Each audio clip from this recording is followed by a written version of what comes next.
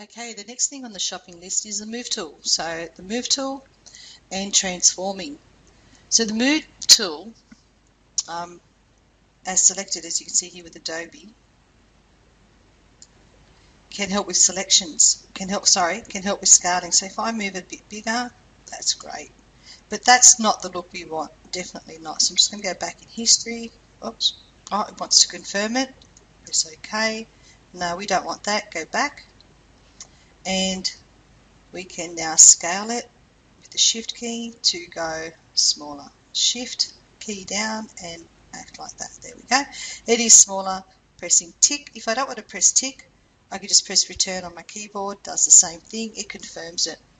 So what happens if you don't confirm it? Well, just go in there. Now I'm trying to click here.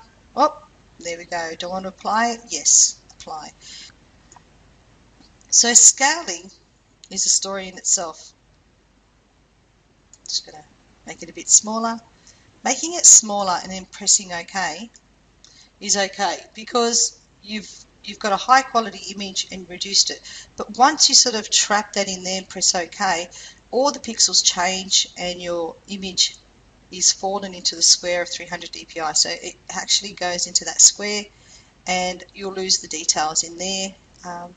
So what I'm trying to say is if I now enlarge it after I ticked it, it's going to come in and press OK.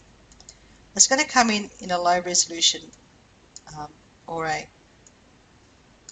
low quality image that we have it there. So it does get a bit scabby. So the idea is when you reduce it, make sure you are completely sure you've done the right thing. So I'm just going to go in there because once you reduce, I'm just going to go back because I really ruined it by reducing it. Don't apply, go back. You're sort of stuck with those pixels because it's all moved into that 1 inch. Enlarging it or making it bigger, if you want to say, is the worst thing you can do. I'm just going to just make it smaller because I can. Press OK.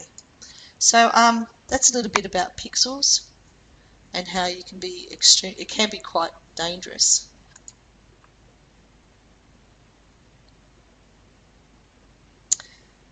We are going to select a few things now and make it smaller. So that's Adobe there. It's butterfly. Click there, you can see it's all happening. If I click and drag out, it grabs everything. So that's one way of selecting a lot of things, and here they are highlighted. Now, if I even click here, press Shift key down, I can click on 2 things. There you go, and I can now move 2 things around. Sometimes what we do is we put a link on there, and they move together all the time. So if I go in there, they can move together all the time. If you want to scale a group of it down, you can select it in there as well. Shift, Shift, Shift. You can actually select a few in there, or the easy way again is to select everything. Here are now the bounding box or the transform box. Luckily I had that ticked on, and now I can reduce it. I'm going to press the Shift key down and reduce it, put it in the middle of the page.